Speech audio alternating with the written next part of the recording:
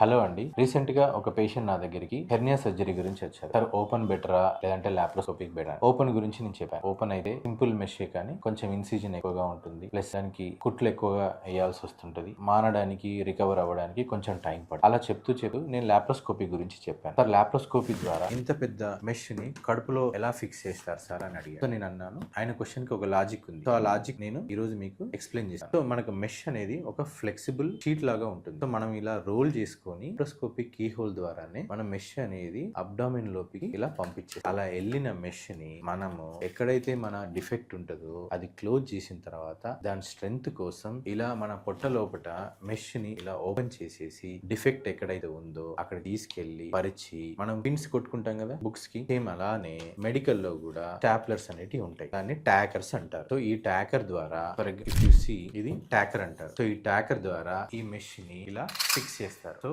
Open surgery కంటే laparoscopy ద్వారానే mesh fixation అనేది చాలా ఈజీగా ఉంటుంది. చూసారుగా, ఈజీ పీజీ. ఇప్పుడు మీ డౌట్ క్లియర్ అయిందా? Thank you.